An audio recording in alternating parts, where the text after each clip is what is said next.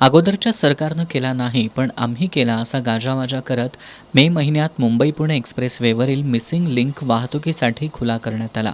मुख्यमंत्री देवेंद्र फडणवीस आणि उपमुख्यमंत्री एकनाथ शिंदे यांच्यातील श्रेयवादामुळे सुद्धा या प्रकल्पाचं उद्घाटन गाजलं होतं.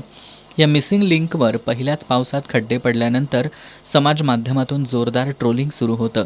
मुख्यमंत्री देवेंद्र फडणवीस यांनी यावर नेहमीप्रमाणे आपले रस्ते बांधकामातलं अगाध ज्ञान पाजळत या पावसात रस्त्याच्या ड्युरॅबिलिटीचं टेस्टिंग केलं जात असल्याचं कारण सांगितलं होतं.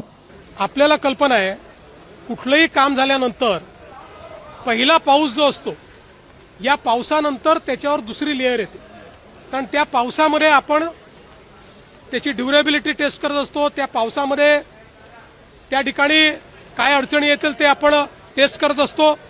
मुख्यमंत्री देवेंद्र फडणवीस यांच्या सरकारच्या विरोधात येणारी प्रत्येक गोष्ट आपण गुंडाळू शकतो या आत्मविश्वासाला धक्का पोहोचवणारी गोष्ट आज घडली. मिसिंग लिंकवरील दरड कोसळून वाहतूक बंद करावी लागली. यावरून विरोधी पक्षांच्या नेत्यांनी मुख्यमंत्री देवेंद्र फडणवीस यांच्यावर टीकेची झोड उठवली.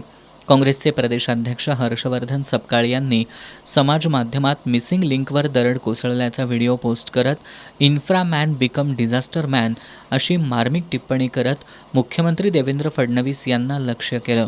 भारतीय जनता पार्टी का जो भ्रष्ट चेहरा है लोगों के सामने आ चुका है. राम मंदिर पहले साल लीक हुआ, पानी आने लग गया, चंदे में चोरी हो गई.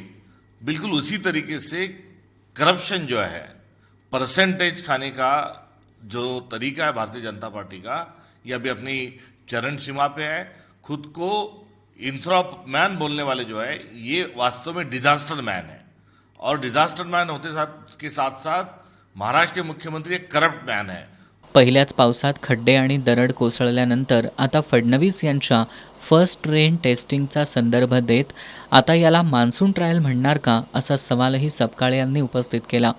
राष्ट्रवादी काँग्रेस शरदचंद्र पवार पक्षाचे आमदार रोहित पवार यांनी सुद्धा मुख्यमंत्र्यांनी रस्त्यातल्या खड्ड्यांचं समर्थन करत ड्युरॅबिलिटी चेक म्हटलं होतं. मग आता दरड कोसळण्याला सुद्धा ड्युरॅबिलिटी चेक म्हणणार का असा प्रश्न उपस्थित केलाय. काही दिवसांपूर्वी आपले जे मुख्यमंत्री साहेब आहेत त्यांनी एक स्टेटमेंट केलं होतं, जे खड्डे पडले ते आम्ही ड्युरॅबिलिटी टेस्ट करतोय. म्हणजे खड्डे पडल्यानंतर रस्ता नीट आहे का नाही, ड्युरेबल आहे का नाही हे आम्ही बघत आहोत. आणि त्यामुळे खड्डे पडतायत ना, ती चांगली गोष्ट आहे. एखादा भ्रष्टाचार, जर चुकीचा व्यवहार एखादा कॉन्ट्रॅक्टमध्ये नाही तर एखाद्या कामामध्ये झाला असेल तर गोंडस शब्दामध्ये ड्युरेबिलिटी टेस्ट हे पुढं केलं आणि मुख्यमंत्री साहेबांनी त्याच्यावर पडदा टाकण्याचा प्रयत्न केला. आता मिसिंग लिंकमध्ये जे दरड कोसळलेली आहे, आतून पार धबधब्यासारखं तिथं पाणी पडत आहे. मग असंच म्हणावं लागेल की हा धबधबा नाही तर दरड कोसळणं याच्यातून सुद्धा सरकार कुठेतरी ड्युरेबिलिटी टेस्ट करते आपल्याला म्हणावं लागेल. शिवसेना उद्धव बाळासाहेब ठाकरे पक्षाचे नेते आदित्य ठाकरे, खासदार संजय राऊत, सुषमा अंधारे, अंबादास दानवे, काँग्रेसचे विजय वडेट्टीवार, राष्ट्रवादी काँग्रेस शरदचंद्र पवार पक्षाच्या रोहिणी खडसे यांनी सुद्धा मिसिंग लिंक प्रकल्पाच्या दर्जावरून मुख्यमंत्र्यांसह महायुती सरकारवर बोचरी टीका केली आहे.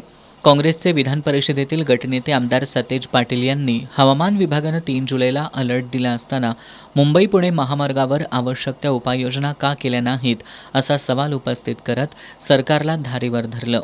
या मिसिंग लिंकच्या बांधकामाचा विषय असेल किंवा पाऊस पडण्या, माझा मूळ मुद्दा दादा यातला विषय काय की IMDनं तुम्हाला 3 तारखेला सांगितलं होतं, अलर्ट दिला होता. 3-4 नंतर प्रचंड प्रमाणात पाऊस पडणाऱ्या IMDचा अलर्ट होता.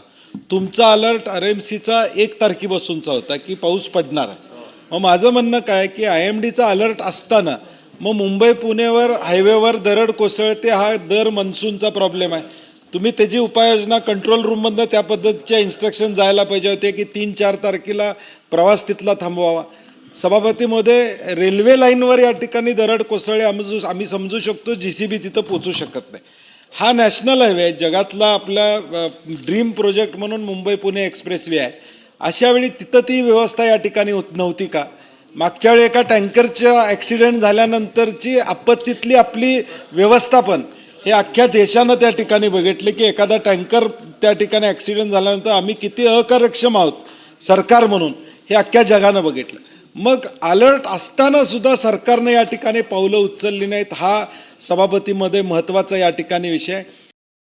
मिसिंग लिंकवरील दरड कोसळण्याच्या प्रकाराबरोबरच मुंबई शहरात झाड कोसळून विद्यार्थ्याचा मृत्यू, मॅनहोलमध्ये पडून पादचाराचा मृत्यू यासह विविध घटनांवरून महाविकास आघाडीच्या आमदारांनी विधानभवनाच्या पायऱ्यांवर घोषणाबाजी करत सरकारला लक्ष्य केलं.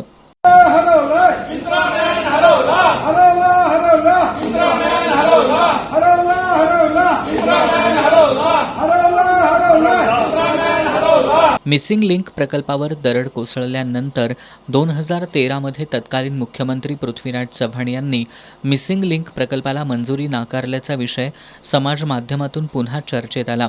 त्यावेळी सुरक्षिततेबाबत 13 गंभीर आक्षेप नोंदवले गेले होते. त्यात लोणावळा धरणाजवळील संरेखन, बोगद्यांची सुरक्षितता, भूगर्भीय स्थिती आणि इतर तांत्रिक मुद्द्यांचा समावेश होता. आजच्या प्रकारानंतर ते आक्षेप डावलणं भविष्यात सुद्धा या प्रकल्पासाठी धोकादायक ठरणार का, अशी चर्चा आता सुरू झाली आहे.